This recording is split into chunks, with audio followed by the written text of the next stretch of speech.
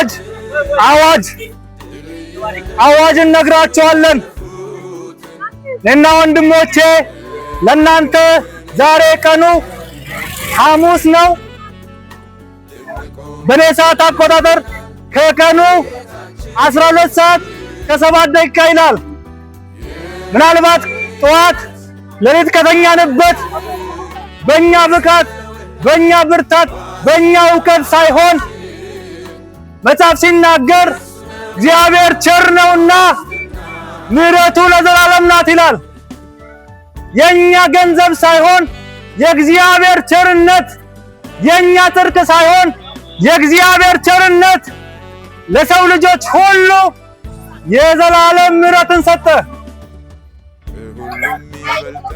ወንድሞቼ እህቶቼ፣ ስንነግድ ስንሰራ በንግግሮቻችን የሆነች ገንዘብ ለማግኘት በሕይወታችን ላይ የሥጋን ጉድለት ለመሙላት የልጆቻችንን እንጀራ ለመሙላት የምንበላውን ለማግኘት ሳናውቅ በስህተት የበደልነው እያወቅን ደግሞ በዚህ በጭንቅላታችን በደካማው በዚህ በኃጢአተኛው ሥጋችን እያወቅን የበደልነው ኃጢአት እያለ እግዚአብሔር ግን ቸር ስለሆነ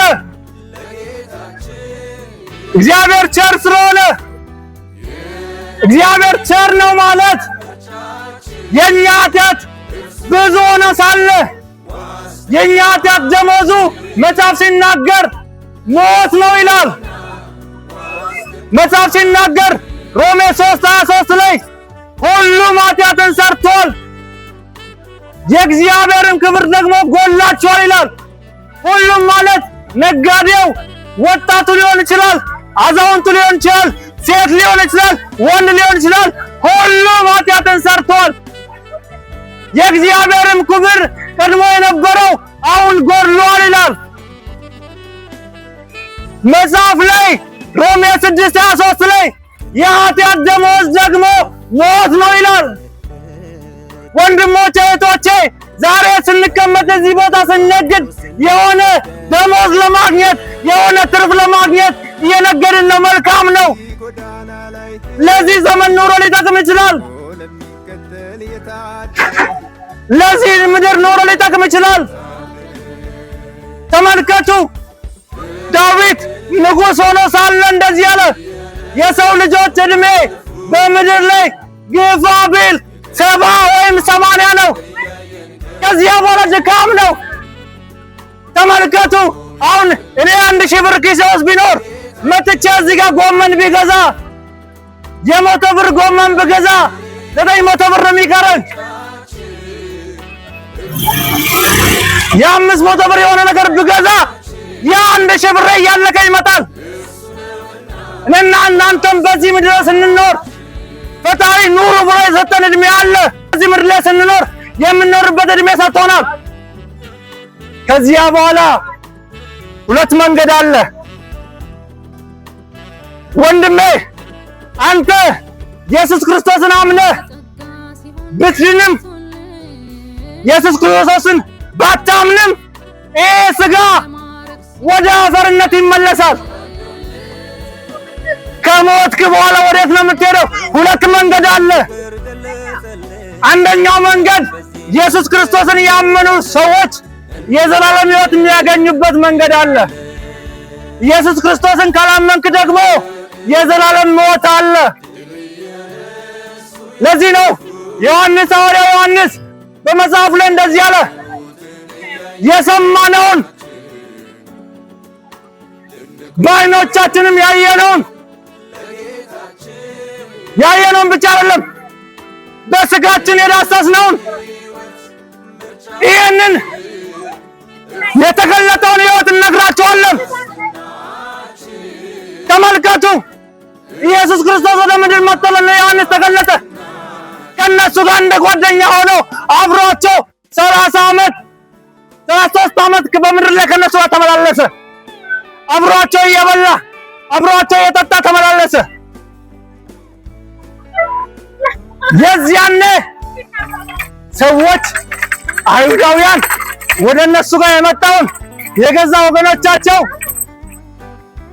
ጲላጦስ እንደዚህ አለ፣ አንድ ሰው እናንተ ነፃ አደርጋለሁ፣ ማንን ነፃ ላድርግ ብሎ ጠየቃቸው።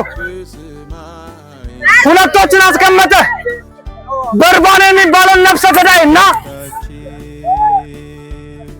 ኢየሱስ ክርስቶስን አቆመና ማን ይሰቀል አላቸው።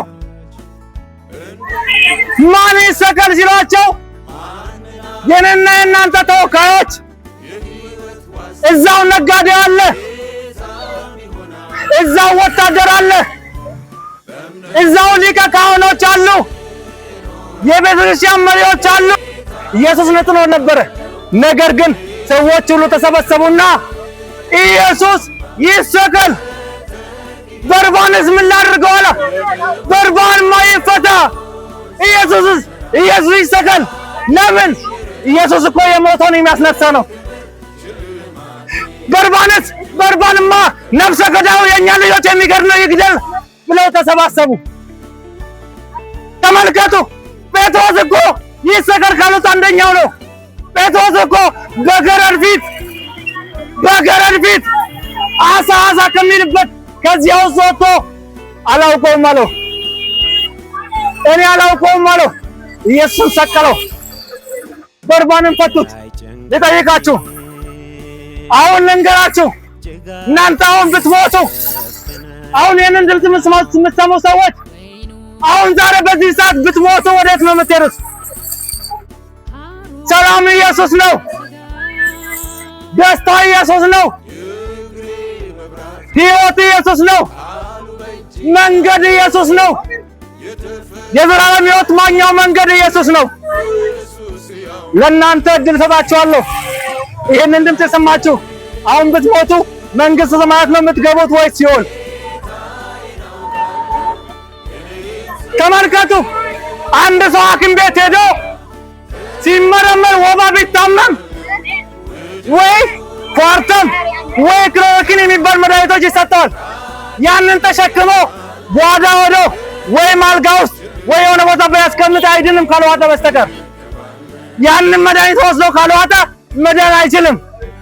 ለዚህ መጽሐፍ ላይ ሐዋርያት ሥራ ምዕራፍ 4 ቁጥር 12 ላይ መዳን በሌላ በማንም የለም፣ ከዘላለም ሞት መዳኛ መንገድ ብቸኛው መንገድ የተሰጠው ስም አንድ ስም አለ፣ ኢየሱስ ይባላል። አንተ ወባ አሞ ለዚያ ወባ ኳርተም ቤት ይዘህ ሄደህ ካልዋጥከው አትድንም። የሆነ በሽታ ያ ኳርተም እንኳን ብትሞት ሌላ በሽታ ያማል። ከዘላለም ሞት የሚያድን ብቸኛው ስም ኢየሱስ ነው። ኢየሱስን ከተቀበል ከሱ ጋር በገነት ትኖራለህ። ምክንያቱም የሆነ ቸርች ሄደህ መጸለይ አይደለም ያልኳችሁ፣ ለመዳኛ መንገድ አንድ ነው። ለዚህ እኮ ነው ሁለት ወንበዴዎች ከኢየሱስ ጎን ተሰቀሉ። ሁለት ወንበዴዎች ተሰቅለው አንደኛው ወንበዴ እየሰደበው ሳያቋርጥ እየሰደበው አንደኛው ወንበዴ ግን እንደዚህ አለ በትህትና ከመስቀሉ ሳይወርድ እኔና አንተ ወንበዴዎች አጭበርባሪዎች ሆነ ከእስር ቤት ወጥተን ተሰቅለናል። ይሄ ግን ከጎናችን የሚሰቀለው ኢየሱስ ምንም ኃጢአት ሳይኖረው ስለ ሰው ልጆች ሁሉ ኃጢአት በመስቀል ላይ እየሞተ ያለው እሱ ነው አለ። እንደዚህ ያለ ከጎኑ ያለውን ኢየሱስን እያየ ጌታ ሆይ ጌታ እንደሆነ መሰከረ። ጌታ ሆይ አለው። መንግስት በመጣ ጊዜ የኛ ጌታ ኢየሱስ መንግስት አለው። መንግስት በመጣ ጊዜ አስበኛለሁ። ኢየሱስም እንደዚህ አለው፣ እውነቱን እላለሁ ዛሬ ማታ ከኔ ጋር በገነት ትገባለህ አለው። ስለዚህ ወንድሞቼ፣ እህቶቼ፣ አባቶቼ